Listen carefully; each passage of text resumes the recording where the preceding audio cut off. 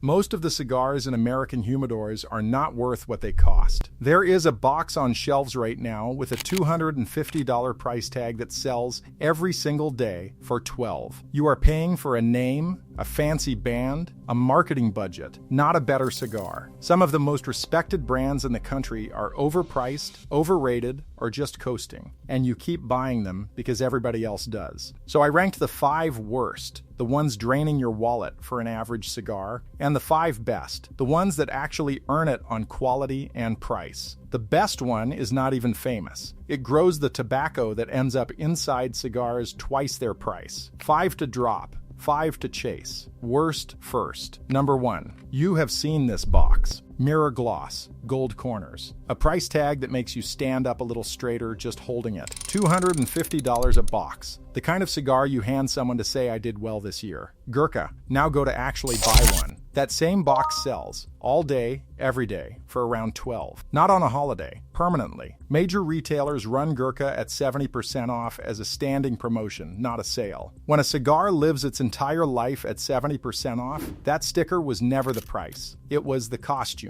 And under the costume, it is a gamble. Gurkha puts out hundreds of different blends, and the quality is all over the place. Half Wheel, one of the most serious review sites in the business, has put a Gurkha down in the 60s on a 100-point scale, and called one of their flagships a $4 cigar wearing a $100 costume. To be fair, Gurkha has built a couple of genuinely good ones. The problem is you are rolling the dice against a catalog of mediocre ones, at a price that is pure fiction. If a brand has to permanently pretend its cigars are worth 20 times what they sell for, that tells you everything. Never pay the sticker. Gurkha overpriced the costume. The next brand does the opposite. It is cheap, it is everywhere, and you are still getting robbed. Number 2. Macanudo, the autopilot pick. The one name a casual buyer can rattle off without thinking. The cigar your buddy hands you because it is the only brand he knows. Around $10, scored in the low 90s by Cigar Aficionado, and still the most forgettable name in America. This one is not about price. It is about settling. Mild, smooth, competently built, and completely forgettable. The profile is light cedar and a little cream, perfectly pleasant, and gone from your memory by the time the ash drops. Cigar Dojo flat out called the brand stale and boring to a new generation. Holtz, a cigar retailer, said the Macanudo Maduro is easy to overlook if it were not for its famous name.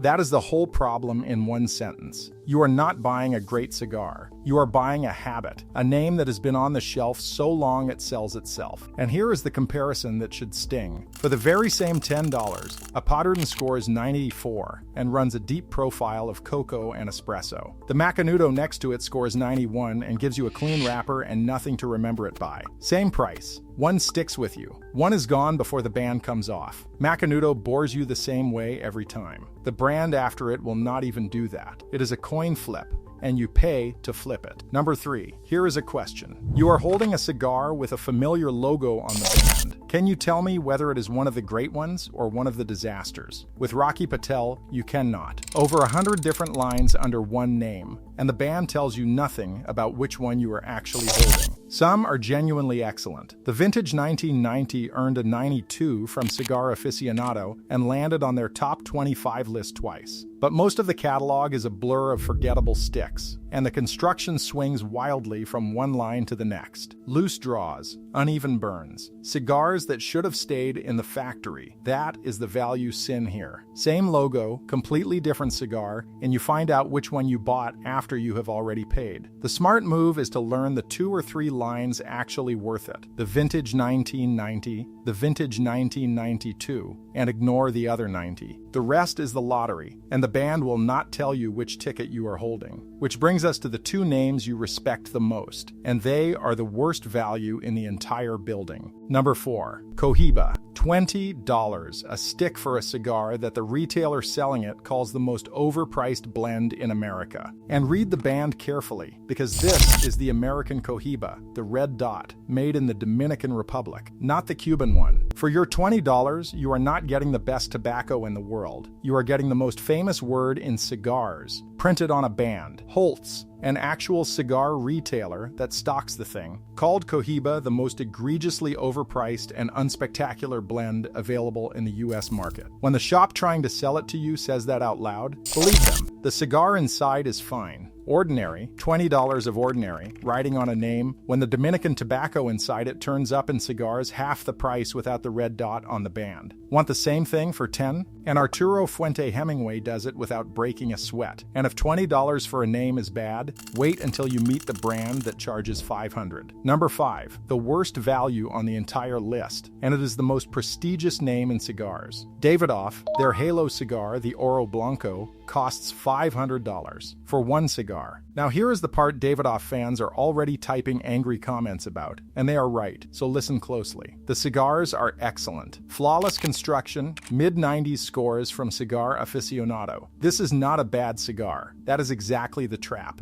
Because Men's Journal ran an expert panel on the most overrated cigars on the shelf, and Davidoff made the list. The reason was not the quality. The exact words were, good cigars, but not worth the price. Read that again. The complaint is not that the cigar is bad. The complaint is the bill. Here is the math. A Padrón scores those same mid-90s and costs $15. A Davidoff that scores the same runs you 40, 50, sometimes more. Same score. Triple the bill. That gap is not tobacco. That is the logo. Davidoff sells prestige the way Louis Vuitton sells a handbag, and you are paying the luxury tax. Buy the Padrón instead, pocket the other $30, and get the exact same score. The only thing you lose is the logo, which is the perfect place to flip this whole video around. Those 5 are cashing in on your trust. Now flip it. These next 5 do the opposite. They undercharge for what is in the band. And the number 1 is a name almost nobody knows that grows the tobacco the famous brands wrap and sell for double. You have been buying it for years without knowing it. Worst is over. Best starts now. Number 5 on the good side, and do not let that number fool you. 5 times Cigar of the Year, the most decorated brand in the history of Cigar Aficionado. Padrón, and the miracle is, you do not need the expensive ones to see why. The Padrón 2000 sells for under $4 and still scores in the high 80s. $4. That is the floor, and the floor is already good. Then, when you are ready, you step up to the 1964 anniversary, about $15. That cigar was named the number 1 cigar in the world, a 97-point score. Sit with that. 97-point quality for the price of a sandwich. Dark, box-pressed, a profile thick with cocoa, espresso, and black pepper. No catch. No asterisk, no luxury markup. Padrón quietly outperforms everyone cheap to flagship. This is the one to put in your humidor this week. Padrón wins on range. The next brand wins on one thing nobody does cheaper. The best full-bodied cigar for the money anywhere. Number 4, Oliva, 94 points. Under $10, and it is one cigar of the year. The cigar is the Oliva Serie V Melanio. If you want a richer, darker, full-bodied cigar, this is the best money you can spend. Inside that band is a dark San Andres wrapper, with deep cocoa, espresso, and roasted nuts in the profile. The kind of cigar that performs like it should cost double. This is the one you hand the guy who swears you have to spend $20 to get something serious. You let him guess the price, and you watch him go quiet and check the band twice. And if the Melanio is ever sold out, the regular Serie V costs even less, and still scores in the 90s. $10 for the Melanio already felt like cheating. Now cut that price almost in half. $6. Number 3. Half the big brands in the business quietly hire one man to blend their cigars. His name is AJ Fernandez, the guy the other companies call when they want to be taken seriously. Then he takes that exact skill and puts it into a $6 stick with his own name on the band, The New World. A 92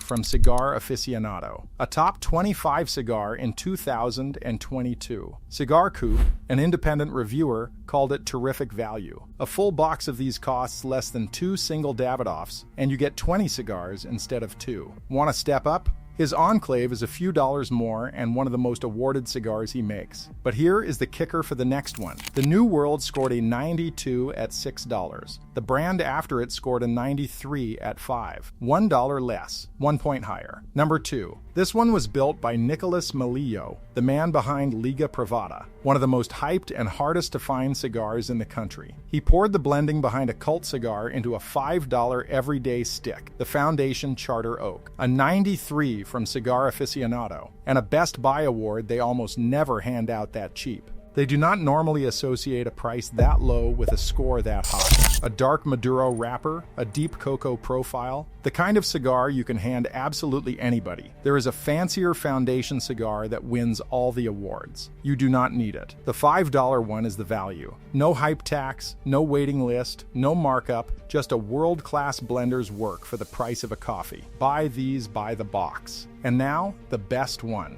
The name almost nobody knows. Number 1. And this is the promise I made you at the very start. The best value in American cigars is not a famous brand at all. It is a farm. Aganorsa Leaf. Aganorsa is one of the largest growers of premium Nicaraguan tobacco in the world. Now here is the part that should make you look at your humidor differently. A lot of the famous boutique cigars you already pay a premium for are built on Aganorsa's leaf. Names that critics rave about, brands like Illusione and Warped, are rolling tobacco that came straight off Aganorsa's farm. They grow it, they sell it to the big names, and those names wrap it, brand it, and charge you double for it. Then Aganorsa does the thing almost no one else can. It sells its own cigars, made from that exact same leaf, for around $9. The same leaf the boutiques wrap and sell for $20. You are not getting a lesser cigar for paying less. Same leaf, same hands, half the bill. Buy it by the box and that gap just multiplies. The same leaf at a fraction of the price, every single stick. You have been paying the middleman for years without ever knowing his name. This is buying it straight from the source, with no famous band taking its cut. The best cigar on this list was never about a better band. It was about who actually grew the tobacco. So next time a buddy hands you a cigar, turn the band over and ask one question. Who actually grew the leaf? Because a $9 farm will outperform a $500 name every time, and once you know that, you cannot unknow it. The band was never the cigar. The leaf was. Subscribe so the name on the box never fools you again. And tell me in the comments which band has been robbing you the longest.